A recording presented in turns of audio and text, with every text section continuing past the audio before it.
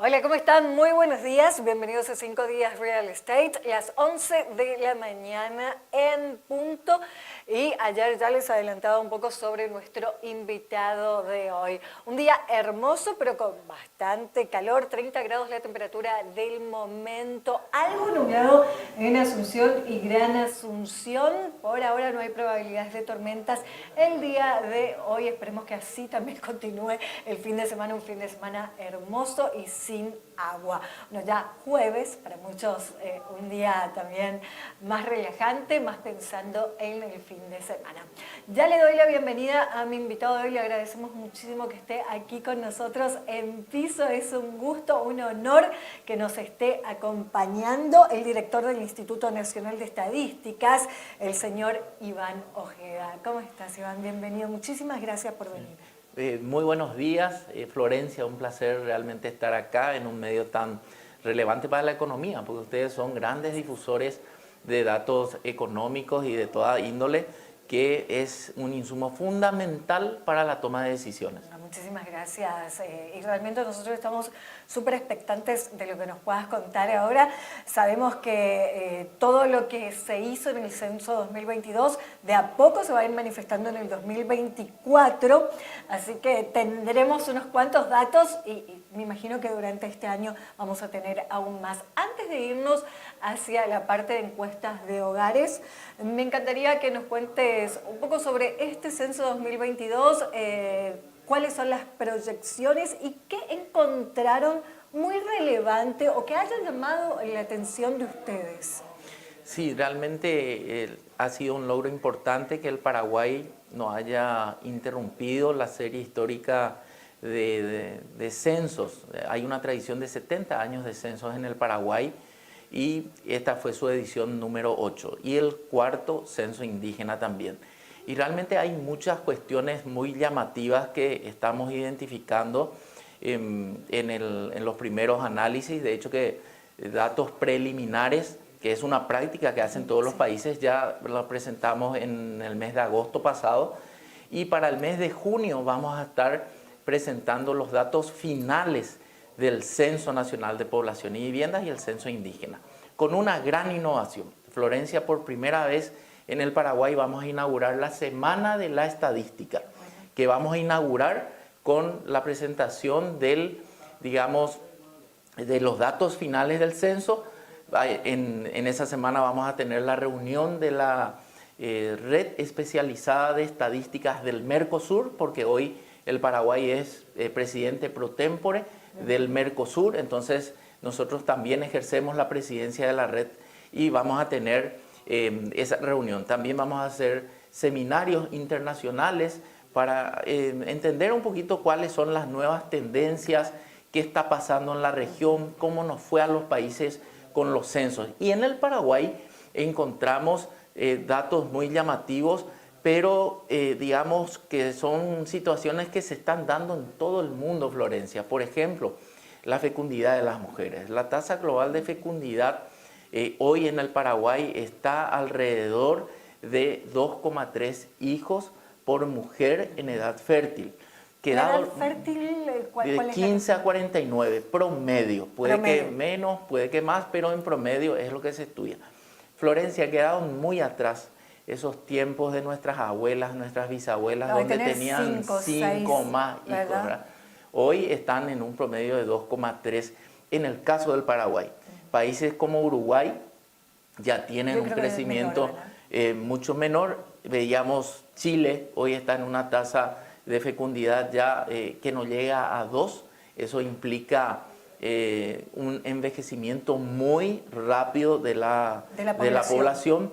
Entonces veníamos manejándonos con datos de proyección, con premisas. Las proyecciones, para que la gente entienda, son estimaciones matemáticas de la población futura, que se hace estimando o formulando premisas que en este caso no se cumplieron. Por ejemplo, la fecundidad de las mujeres está muy por debajo.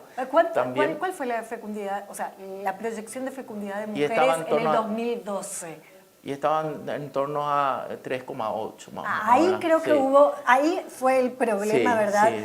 Porque una de las cosas que seguramente Iván, te deben estar hablando hasta el día de hoy y debes estar hasta hastiado es por qué pensábamos que íbamos a ser 8 millones y somos 6. Sí, porque ahí también... puede ser uno de los... Sí, y una de las percepciones también que tiene la gente es la cantidad de viviendas que vemos en la ciudad. Sí, que eso vamos a tocar enseguida porque me encanta.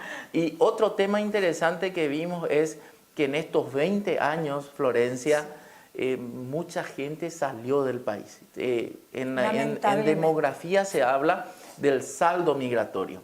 Se hace la resta entre la gente que salió y la gente que entró. En el caso del Paraguay, en los últimos 20 años, la gente que salió es superior en 500.000 de personas a la gente que ingresó al Paraguay. Entonces, es un número grande para Latinoamérica, porque sabemos que también hay una población que ha migrado también de Argentina, de Chile y de Uruguay. Pero es un número grande. Fíjate bueno, que estamos Venezuela ni hablar. Sí, y fíjate que estamos viendo países en la región como el caso de Venezuela o Haití, un gran movimiento que alteran también, digamos, el comportamiento de las sociedades. En el caso de Paraguay es importante porque somos alrededor de 6 millones, entonces que 500.000 personas... Ese número es llamativo. Sí, es llamativo. Y los destinos más elegidos por los paraguayos para migrar, en primer lugar la Argentina, que hay también una migración pendular y temporal ahí. Hay mucha gente que va por los servicios de salud o por la educación, o va a trabajar una temporada, regresa con algunos ingresos, ¿verdad? También la característica del migrante paraguayo a la Argentina es que es más o menos equilibrado entre varones, en cantidad de varones y mujeres. Después tenemos otro gran destino que es España. España en el año 2000 abrió las fronteras al mundo porque también se estancó en el crecimiento. Y fueron muchos latinoamericanos y paraguayos. En el caso español tuvimos una migración de cerca de 106.000 personas en los últimos 20 años. Y lo más llamativo es que esa migración a España tiene rostro de mujer, Florencia. El 75% de los que fueron a España son mujeres y son mujeres jóvenes, en edad fértil. Entonces, nuestras madres potenciales también migraron en gran parte a España. Y de esas mujeres que migraron a España, ¿hay un retorno o en su mayoría quedan en España viviendo con hijos? Eso vamos a ver con el censo. Con el censo, en junio, ahí nos va a decir realmente si esas mujeres ya se quedaron allí, son parte de la población demográfica de España. El censo incluye dos preguntas sobre migración. Una, le preguntamos a la gente, ¿dónde vivías hace 5 años? Sí. Y la segunda pregunta, ¿dónde vivía tu mamá cuando vos naciste? Entonces, con esas variables vamos a poder cruzar otras y vamos a poder conocer. Otra variable demográfica importante que se analiza es la mortalidad. ¿Cuánta gente falleció? Nadie estimaba o nadie pensaba que iba a venir una pandemia como fue lastimosamente el COVID-19, que si bien cada persona que falleció fue una tragedia para una familia o para el país, no tuvimos una afectación como otros países, no fue tanta la mortalidad como Europa o como Ecuador, como otros países, que fue algo mucho más duro, ¿verdad? Por algunas ventajas que tenemos nosotros de que todavía seguimos viviendo, ahí vamos a entrar en el tema de vivienda, vivimos muchos viven en casas amplias, con patios, ¿verdad? Entonces, Italia, veíamos que todo el mundo vivía en edificios y estornudaba al de arriba y te contagiaba, ¿verdad? Entonces, el vivir en espacios todavía abiertos fue una ventaja para el no contagio masivo. Nuestro clima también, imagino, nuestro clima más caluroso, entonces no teníamos que estar hacinados también dentro de un lugar. Podíamos estar aguantando no el frío que ellos tenían, entonces también nuestro clima pudo haber ayudado. Una serie de factores, ¿verdad? Que nos ayudó. Que nos ayudó. Sin embargo, hubo una sobremortalidad. Cuando en el Paraguay en promedio, prepandemia, fallecían 35.000 personas más o menos por año, promedio sin pandemia. Y nos fuimos a casi a 60.000 en la pandemia. Pregunto yo en mi ignorancia, 35.000 personas por año con una población demográfica de 6 millones, ¿es alto? Es baja. ¿Es baja? No es tan, sí, es baja. Es importante, ¿verdad? Okay. La esperanza de vida en el Quizás Paraguay... nos asusta el número, claro a lo que sí, no, claro no sí. tenemos este conocimiento. Claro que sí. Bueno, eso se estudia en demografía, en lo que se llama la transición demográfica. Todos los países del planeta arrancan con una transición con características de muchos nacimientos y mucha mortalidad. Con las etapas de la transición que van avanzando, se va reduciendo la mortalidad porque la ciencia evoluciona, la educación también, y también la fecundidad va bajando. Hoy el Paraguay está en digamos, en una de las etapas de la transición demográfica moderada. Todavía no estamos en la etapa avanzada en donde casi no nace nadie y mueren muy pocas personas, pero esa es la tendencia. ¿Y cuál es el porcentaje de natalidad por año? Natalidad. Ese fue otro gran elemento que se previsionaba. 149.000 nacimientos por año, decían las proyecciones. Las proyecciones de los censos anteriores. Comparamos lo que dice el Ministerio de Salud con los registros y nunca nacieron más de 105.000, 110.000. Entonces, también ahí, y en el año 2000, proyectar con esa cifra, en 15 años ya tenían, ya las mujeres entraban en edad fértil, entonces teníamos también una población de mujeres sobreestimada. Cuando las proyecciones decían que deberían existir alrededor de 2 millones de mujeres en edad fértil de 15 a 49 años, nos dimos cuenta de que eso no pasa de 1,5 millones. Por la migración, por la educación, etcétera, por muchos motivos, ¿verdad? Entonces, todos estos factores fueron los que nos ayudaron hoy a tener un censo validado, muy robusto, que ha seguido un procedimiento científico y lo más interesante de todo, que puede ser verificable o verificado. En los meses, Florencia, de octubre, noviembre y diciembre pasado, el sistema de Naciones Unidas ayudó al Paraguay a conformar un comité de expertos, un comité internacional de expertos en materia demográfica, todo lo que tiene que ver con la demografía, la cartografía, la geoespacialidad, y estos técnicos que son unos gurúes de la demografía y cartografía mundial, estuvieron acompañándonos a nosotros y evaluando todo lo que se ha actuado. El informe final se entregó el 15 de diciembre y ahí nos dimos cuenta del exitoso censo que estamos realizando todo el Paraguay, en el sentido de que los datos y los procedimientos fueron validados. Y ellos dicen de que no hay nada que objetar a ese censo. Entonces, es un informe también bastante amplio, pero que viene un poco a fortalecer todo el proceso, porque es una mirada independiente, una mirada técnica de altísimo nivel técnico. Totalmente, para que también nosotros de ahora en más, con este censo de 2022, sí podamos hacer proyecciones. Sí, y con lecciones aprendidas.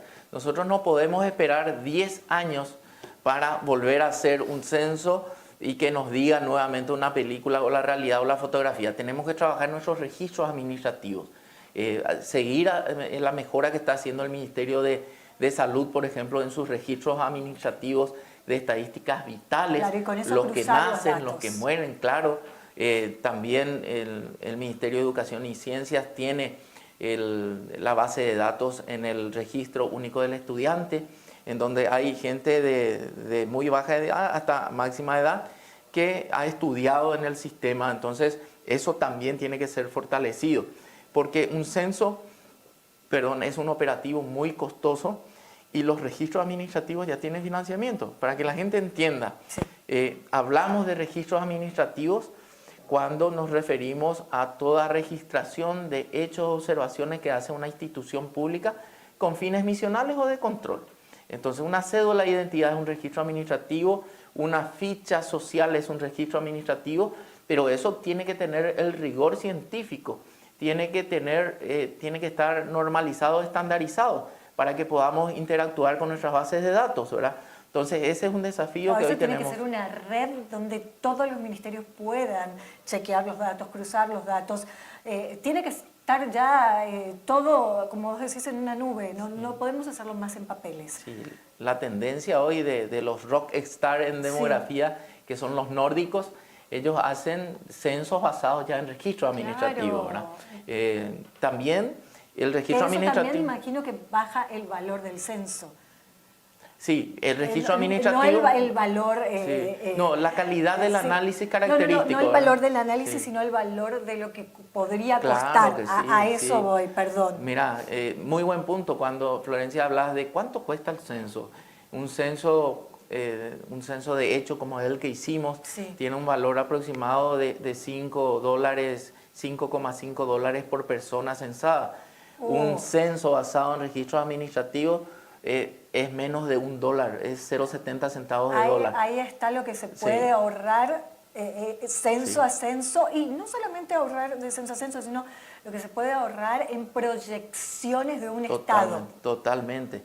Pero también los registros administrativos son importantes, fundamentales, están financiados, pero tampoco son la panacea, porque podés tener la cantidad de población, los que nacen, los que mueren, los que migran, pero por ejemplo las condiciones de la vivienda, solamente con un censo en el territorio. Entonces hay que hacer un mix, pero no se puede discutir eso. Pero no un censo con un cuestionario larguísimo, claro, ¿verdad? ¿Cómo fue? Sí, porque la gente dice, se va a hacer un censo y vamos a pedirle todo al censo, y no se le puede pedir todo al censo. Vos no podés, el tema de discapacidad, medimos también 4 discapacidades, pero no podemos medir, por ejemplo, los que son autistas. Eso es lo que iba a decir. Sí. Recuerdo, porque yo fui la que completé, recuerdo que sí, habían 4 discapacidades, pero no había autismo, y del autismo, o sea, del trastorno del espectro autista, para hablarlo bien, no se preguntaba allí. Sí, y es muy importante que señalar cada vez más. Claro, porque el autismo tiene que ser el resultado de un diagnóstico médico. Difícilmente un censista que tuvo 8 horas de capacitación pueda tener un diagnóstico. Entonces los datos tampoco van a ser precisos y la inversión no va a ser, digamos, no va a tener el retorno que esperamos. Sin embargo, es la primera vez, Florencia, que en el censo de Paraguay se pidió el número de cédula, que por cierto está guardado dentro del secreto estadístico, que implica que nosotros no podemos difundir bajo ningún sentido la identidad del informante. ¿Por qué antes no se preguntaba? Ahora sí me llama la atención. Sí, quizás porque el censo anterior yo pertenecía a la familia de mis padres y no me di cuenta de que eso no se pidió, era más chica, no sé. Y es la tendencia hoy en los censos en el mundo pedir justamente para fortalecer los registros administrativos. Estábamos hablando del autismo, entonces nosotros internamente podemos trabajar con las fundaciones o con los hospitales que atienden la temática del autismo, cruzar la información y caracterizar a las personas o a las familias que tienen esa dolencia, o por ejemplo los tuberculosos o las enfermedades como el SIDA, que tienen un rigor en cuanto a la guarda de la información. Esto es muy importante aclarar, porque acá no estamos hablando de difundir la identidad personal de las personas, eso está guardado, pero estadísticamente sí podemos decir que el porcentaje de tal característica vive en hogares que son pobres o que son de poca formación, etc. ¿La gente dio esos datos? El 70% de la población dio su número de cédula. Tenemos una riqueza de información fabulosa. ¿Y el 30% que no dio, puede ser porque no tiene un registro de cédula o porque no quiso darlo? No, nosotros medimos también en la encuesta permanente de hogares que prácticamente el 93-94% de los habitantes tienen número de cédula, tiene cédula. Generalmente los estratos económicos superiores son los que se niegan a entregar. Pero el resto de la población entregó sin problema. O sea que es un 8%, 6% los que no cuentan con una cédula. Sí. ¿Es un número alto para otros países? Y es alto dependiendo de qué país hablemos, ¿verdad? Si hablamos de África es un número bajo, interesante, ¿verdad? Pero si hablamos de países que han avanzado mucho, como por ejemplo España en registros administrativos o con sus políticas. ¿Y países de la región? Y en países de la región estamos más o menos en el promedio, ¿no? En el promedio latinoamericano Sí, de que sí. no acceden a un... Hay cuestiones que podemos mejorar muchísimas, por ejemplo, el registro de los nacidos vivos. Uruguay tiene un modelo de que al nacer ya tiene un número de un registro, identificación. sí. Acá muchas veces los padres le llevan a los niños a sacar la cédula cuando vayan a la escuela, ¿verdad? Nuestros hermanos indígenas van cuando necesitan hacer una gestión. Entonces gente muy mayor ya saca la cédula. En el caso de los indígenas registran como su cumpleaños la fecha que ellos tienen cédula, ¿verdad? Porque, bueno, es otra cultura. Ellos, la noción del tiempo, por ejemplo, para algunos pueblos indígenas, dicen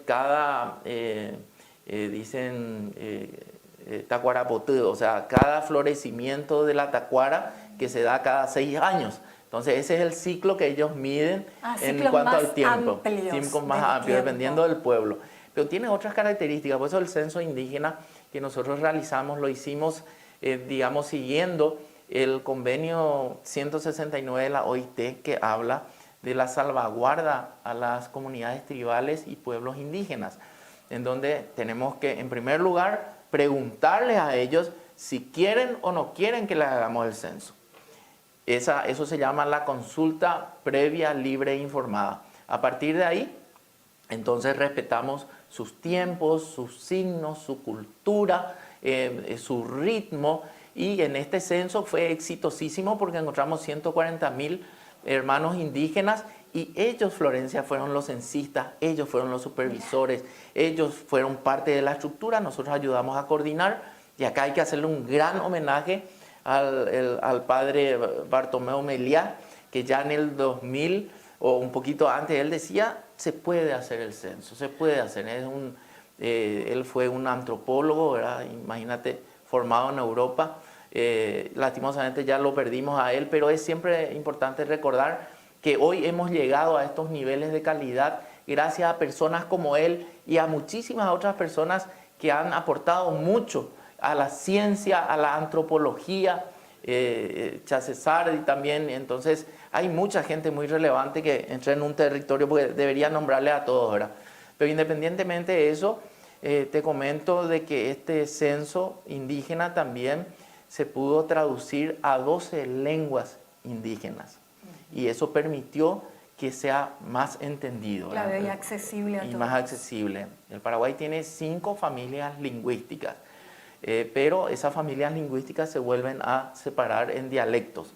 Entonces, es toda una novedad para la región. Somos referentes nosotros en censos indígenas para la región de América Latina, y somos uno de los pocos países que tiene un cuestionario diferenciado, Florencia, para los indígenas.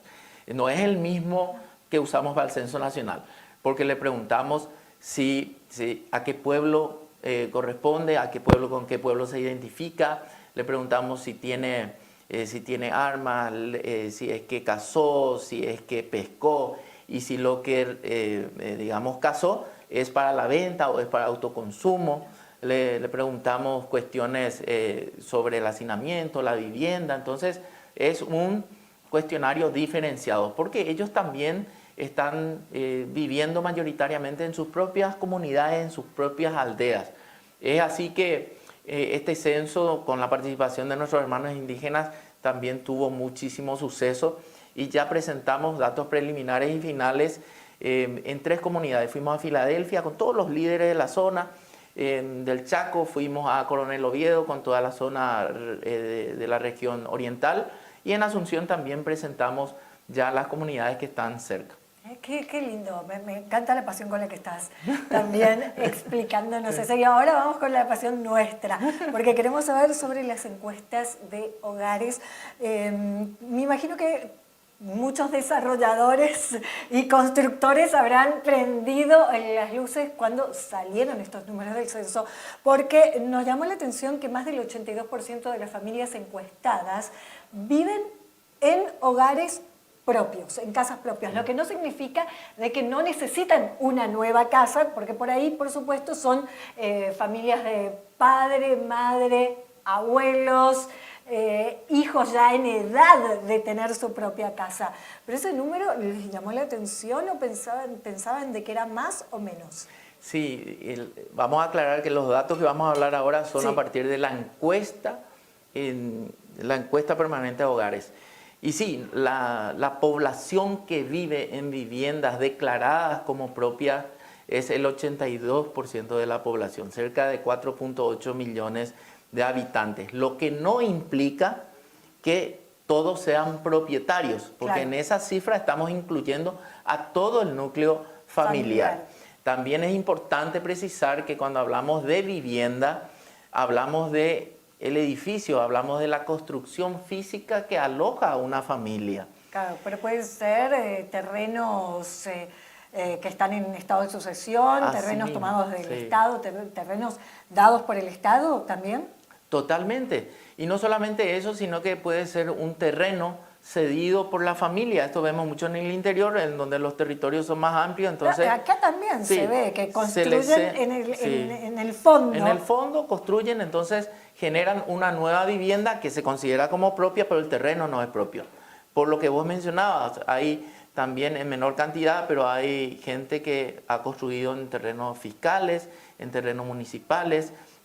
Algunos están pagando a cuota, todavía no son propietarios. Entonces es importante precisar, porque generó mucha atención este tema. El 82% de la población dijo vivir en viviendas propias, pero no el 82% es propietario de eso, ¿verdad? Hay muchas familias que viven en hacinamiento, Florencia. Hablamos de 4 o más personas que comparten un dormitorio. Entonces necesitan otra vivienda, hay una ampliación. Una ampliación. Ahí ya hablamos del déficit habitacional.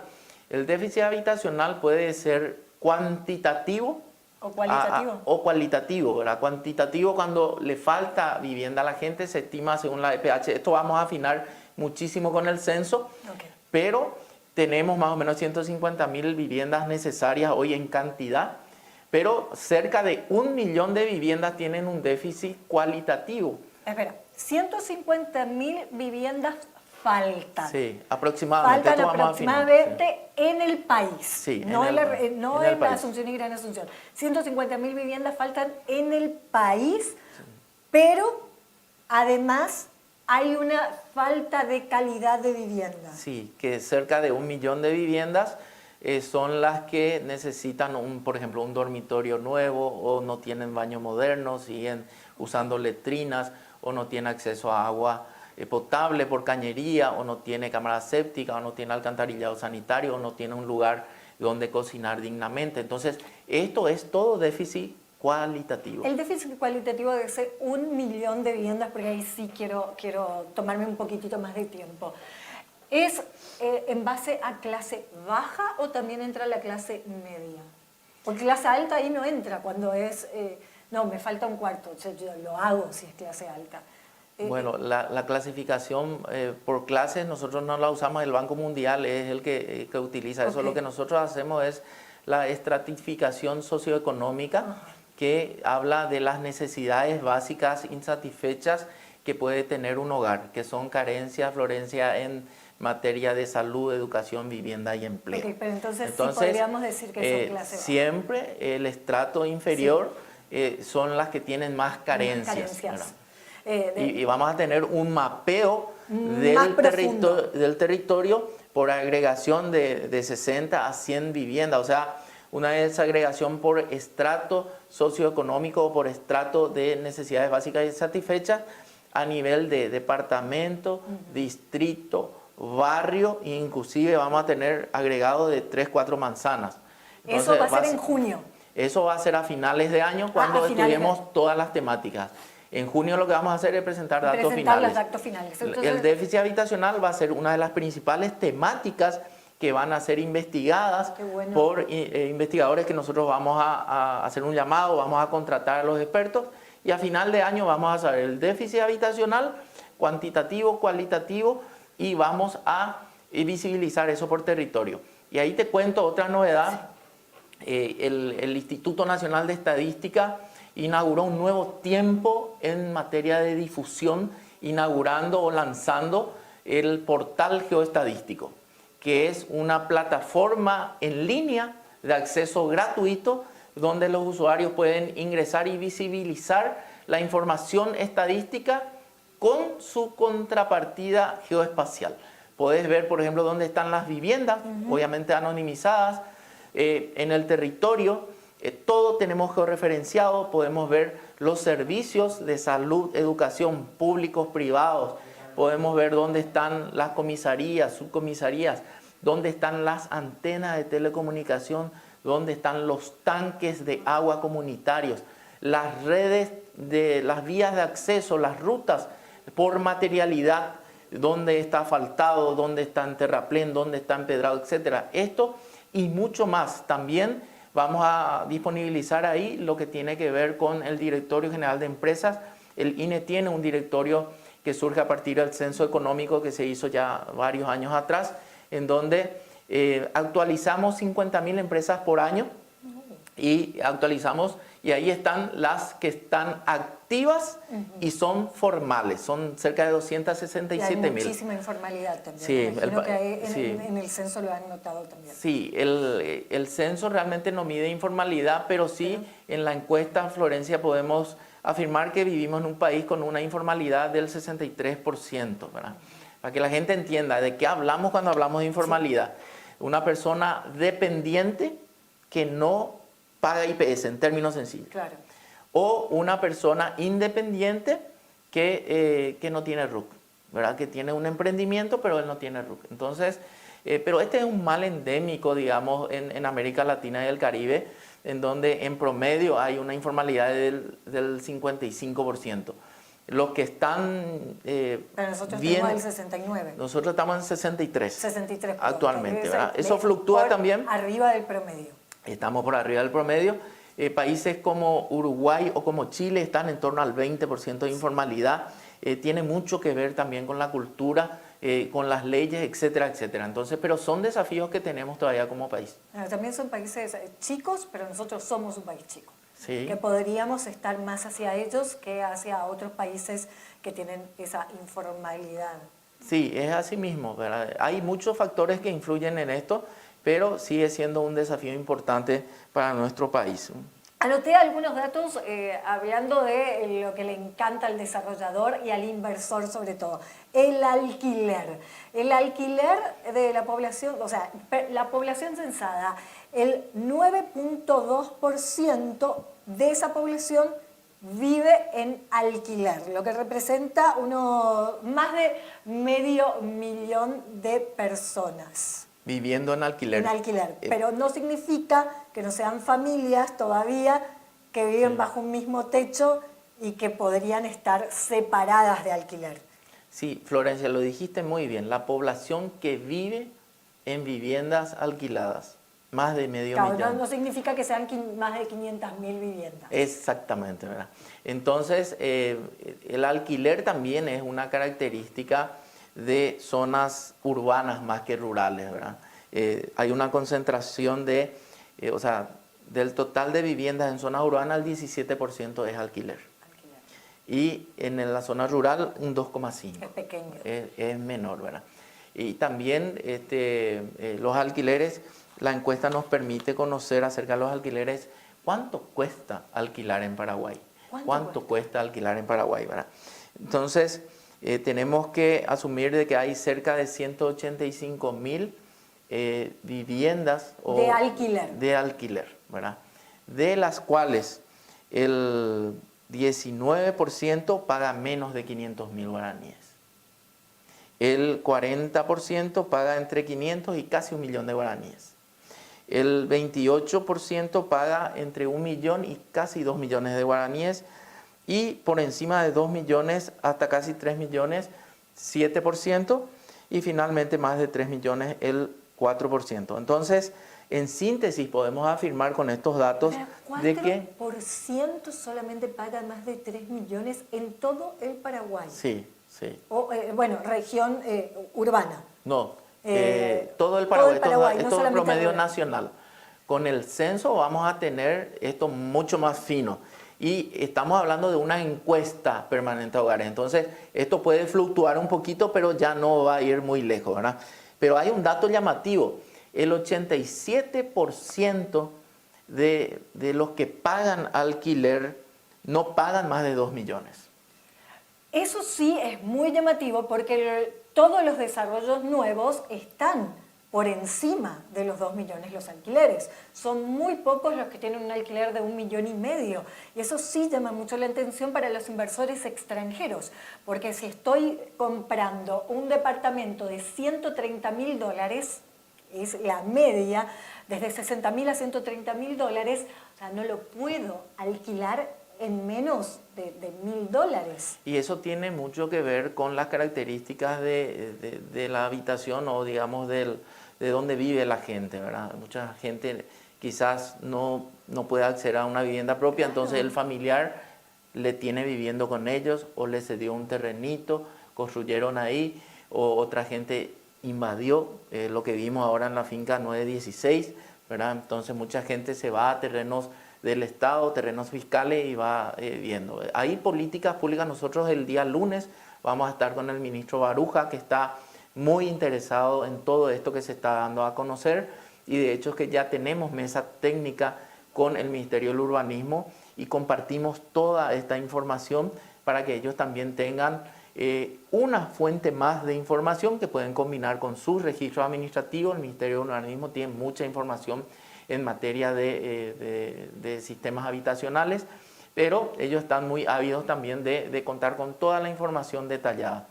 Y nosotros vamos a poder contrastar dónde están los territorios sociales, que son las invasiones de hecho, con respecto a los niveles socioeconómicos. Entonces, estuvimos haciendo un ejercicio ya con el Ministerio de Desarrollo Social y de lo que ya tenemos de censos anteriores.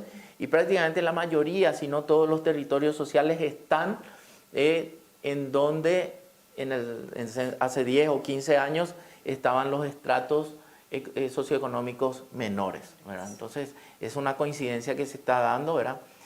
Cuando hablamos de niveles o estratos socioeconómicos más bajos, estamos hablando de carencias en necesidades básicas insatisfechas. Carencia en salud, educación, vivienda, empleo, etc. Sí. Censos anteriores nos decían de que, por ejemplo, el departamento central, la ciudad que tiene más necesidades básicas insatisfechas era Limpio, y la que tenía menos era Fernando de la Mora. Entonces, si uno tiene la posibilidad de elegir dónde vivir, ¿verdad? Puede elegir según esos criterios también. Pero hay otra característica de las capitales del mundo, por ejemplo Florencia, que son naturalmente expulsoras de población. Entonces, ese es un fenómeno que también estamos viendo en Asunción. Por los precios. Por los precios. Por los precios, claro, de compra y de alquilar, por sobre todo.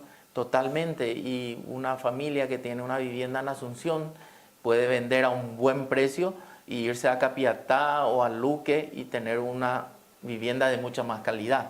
O los alquileres mismos, ¿verdad? Sí. Entonces, el asunceno que migra se va mayoritariamente a Luque, se van a otros lados, pero también vemos un flujo muy intenso a Luque principalmente, ¿verdad? Y también una migración, antes se hablaba mucho de la migración del campo a la ciudad. Hay una proporción aproximada, esto se va a estimar también con el censo, de 65% de la población viviendo en zonas urbanas y 35% viviendo en zonas rurales. Pero hay otro tipo de migración muy intenso, que es la migración de la ciudad a la ciudad. Se va de Asunción a Luque, o se muda de Fernando a Capiatá, o de Fernando a otras ciudades. Entonces, ¿y por qué se da esto? Y muchas veces por motivos económicos o por motivos de educación. La familia quiere acercarse más a su trabajo o quiere mejorar su vivienda, vende acá, se va construyendo. O lo que vemos constantemente, no se puede pagar el alquiler que están pidiendo en Asunción, me voy alrededor, por eso el tráfico tan intenso de entrar a Asunción, tenés una hora y media, cada vez es mayor y cada vez las personas necesitan irse más alejadas porque no acompañan los sueldos. ¿Sabes, Florencia? Hicimos una encuesta de movilidad de Asunción y el área metropolitana. Y encontramos que diariamente en Asunción y 11 distritos que le rodean, que se llama Gran Asunción, existe cerca de 2.400.000 viajes. Un viaje es, me voy caminando 10 cuadras o me subo a un colectivo O me voy y en después auto, me en voy moto. en auto. Hay 2.400.000 viajes que se dan diariamente. ¿Esos ¿verdad? son ida y vuelta o solamente una ida? No, si por ejemplo yo camino 10 cuadras, Sí. tomo un autobús, para tomar un autobús es mi primer viaje. El segundo Ok. viaje lo doy en autobús, me bajo y vuelvo a caminar 10 cuadras. Si camino menos de 10 cuadras no se considera viaje. Entonces, eso pueden ser varias etapas ¿Varias en la etapas ida, o varias etapas en la vuelta. Ok. Esa encuesta también nos muestra de que hay mucho movimiento entre las ciudades. No todo el mundo viene y sale a Asunción. Ah, mira. Hay un movimiento muy intenso ya entre ciudades del departamento Ok, vivo central. en Emboscada y Sí. me voy a Mariano, Roque Sí. Alonso a trabajar. Y los Cosas así. itinerarios del transporte público fueron diseñados hace 40 años. Que no para corresponden una seguro a lo que mostró realidad el distinta. censo. Claro, así el intendente o las autoridades de limpio pedían que se revean eso porque no todo el mundo, el que quiere ir, por ejemplo, a Villa tiene que salir de limpio, Es una entrar a locura. Asunción, salir de Asunción, ir a... O sea, por poner un ejemplo, no digo que sea así, pero No, no, poner un ejemplo de que también se Claro, está... que los itinerarios se hicieron hace 40 años con las necesidades de hace 40 Así mismo, años y nosotros sí. cambiamos muchísimo. Cambiamos muchísimo, ¿verdad? Entonces, también mucha gente utiliza la motocicleta porque se mueve más rápido o porque es más barato, ¿verdad? Entonces, hoy la revolución de las plataformas están desplazando a los taxistas. Vemos que prácticamente los que se mueven en un 3% utilizan plataforma. Los taxis están en menos de 2%. Entonces, son realidades que la evidencia científica nos aporta y obviamente los formuladores de políticas públicas, el sector privado y la sociedad tienen que conocer estos datos. ¿El sector privado, desarrolladores y constructores se pusieron en contacto con ustedes? Sí, claro que sí. A algunos no les gustó mucho la cifra, otros... Dije acá, no le iba a gustar sí, cuando veo sí. este número del 82% de la población que vive en casas propias y solamente un 9,2 está viviendo en un alquiler, habrán dicho, ¿qué? Pero somos seres emocionales, es la primera reacción. Uno tiene que profundizar el análisis y entonces uno ahí se da cuenta de qué interpretación darle justamente, digamos, a los datos, ¿verdad? Otros desarrolladores dijeron cuando entendieron más, sí, son los datos que nosotros manejamos, ¿verdad? Esto es lo más cercano a la realidad. Nosotros tenemos convenios con la Cámara Paraguaya de la Construcción. También el portal geoestadístico le va a servir muchísimo a los desarrolladores. Para ver dónde está realmente. Para saber dónde está el mercado, ¿verdad? Dónde está el nivel socioeconómico que puede pagar el alquiler del edificio que ellos van a construir. El desarrollo que vos estás haciendo lo pueden pagar acá, Sí. pero estás construyendo acá a 20 cuadras y la gente Sí. no lo puede pagar. Y te decía antes, vimos en estos 10 años en Florencia qué pasó con la vivienda. Las viviendas crecieron a un ritmo del 3% aproximadamente, anual. Anual. Y la población, si bien siguió creciendo, fue a un ritmo mucho más desacelerado, a 0,8%. O ¿verdad? sea, que había las viviendas crecen 3 veces más que de lo que se necesita. que la, de la población, perdón, sí. que la población... Sí. Y encontramos un 20% de viviendas desocupadas, porque están puestas en alquiler, no están ocupadas, o son casas de fin de semana. ¿Y dónde están? ¿Ya Eso vamos están a tener, geolocalizadas? Sí, eso está geolocalizado y eso va, digamos que se va a dar a conocer cuando estudiemos las temáticas del censo. En el segundo semestre, del año. De este año. Y ahí también se va a saber ese 20% que está desocupado, cuántas habitaciones tienen, cuál sería el precio, todo eso se va a poder también saber. Si estaba desocupado no pudimos entrevistarle a la gente en ese lugar, ¿verdad? Pero para la seguridad de la gente también reitero que toda la información la damos de manera agregada y sin identificar exactamente dónde está esa vivienda desocupada, porque es una invitación a entrar. A entrar, ¿verdad? Eso no va a suceder. Entonces, Pero sí vamos a tener una aproximación. ¿Y qué se va a saber de ese 20%? ¿Qué sí se puede saber de ese 20% desocupados? Podemos saber en qué estrato socioeconómico Eso sí, del barrio pertenece. está, porque los barrios, vos sabés que los barrios se parecen mucho, las casas de los barrios se parecen. Porque antes era casa, casita, rancho, mansión, ¿ya no es más así? Sí, es casa, casita no, pero rancho sí. Acordate sí. que hace unos cuantos años se decía Asunción y Gran Asunción es casa, casita, rancho, mansión. Sí, había un juego también de cartas que era... pero hoy si es casa, es rancho, se ve si es una vivienda precaria, y se estudia la materialidad de la vivienda. Okay. De qué materiales son el piso, las paredes, el techo. Pero ¿verdad? no se puede saber si están desocupadas. Estaban desocupadas no se pudo entrar, pero sí vamos a tener del territorio. Vos sabés que hasta las familias se parecen en la zona. ¿Se puede saber si las desocupadas quedan en edificios o son casas? Sí, claro. Hay edificios. Eso sí, ¿verdad? Sí, claro que sí. También el censo, es importante aclarar siempre en cada espacio tan valioso como este, de que no existe censo en el planeta que llegue a un 100% de cobertura. Entonces hay un 6% de que no fue omitido, ¿verdad? Llegamos a un 94% de cobertura. Que es alto. Que es alto, porque pasás el 90% y tu censo es exitoso, ¿verdad? Entonces, ese fue el gran problema del 2012, que no llegaban al 74%. Y ese fue un problema que venimos arrastrando hasta ahora. Pero hoy el Paraguay tiene un censo de calidad y después de 20 años de manejarnos con proyecciones, hoy tenemos datos muy cercanos a la realidad. Eso hace que el país sea más manejable y también que la inversión privada tenga datos más certeros para su toma de decisiones. Que es lo que se necesita, ¿verdad? Y lo que está también buscando el inversor. Saber dónde invertir realmente y que mi inversión no quede en esa casa desocupada. Sí, tal cual. En ese 20%. Sí, en ese 20%, es así mismo. Entonces hay mucho que está por verse. También la encuesta permanente de hogares nos contaba de que el 1% está pagando en cuotas, cerca de una población de 38.000 habitantes. ¿Es baja? Vive... es cuestión de comparar, ¿verdad? Tendríamos que analizar un poco y contrastar con otras informaciones. En condominio vive el 0,5% de la población. En viviendas cedidas, ahí sí hay un número interesante, el 7%. ¿Cedidas del Estado Cedidas, o cedidas por familiares?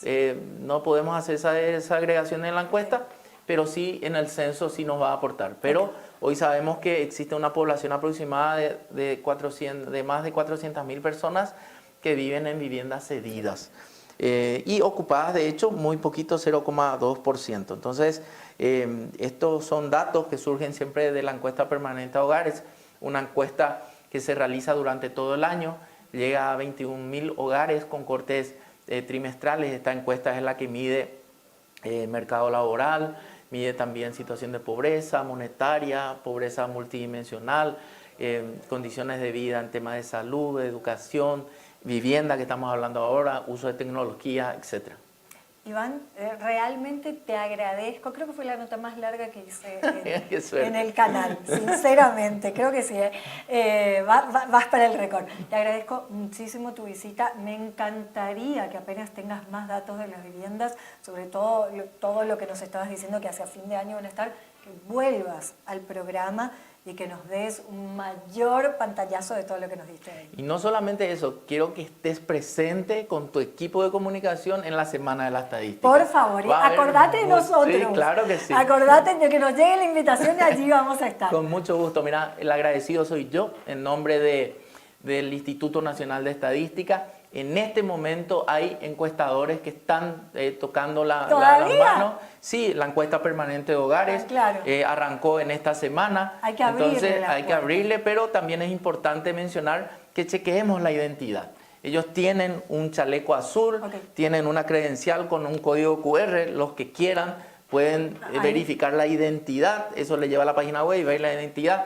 Se presentan con una carta en donde se explica el alcance de la encuesta. Está también el número de teléfono de la comisaría. Todas las comisarías del país están enteradas de este operativo. Entonces, si yo tengo dudas, antes de darle mi dato, llamo a la comisaría y pregunto, ellos nos van a confirmar. o llamar al número de celular que está en la nota, ¿verdad? Entonces, tomemos la precaución, pero sigamos dándole la información. Se necesitan estos datos para poder tener mejor políticas públicas también. Totalmente, así que no quiero extender la despedida, solamente agradecerte de corazón a vos, al medio, que es un gran instrumento para las políticas públicas, para la difusión de la estadística y por sobre todo para que el ciudadano ejerza su derecho constitucional de saber cómo está en cuanto a condiciones de vida.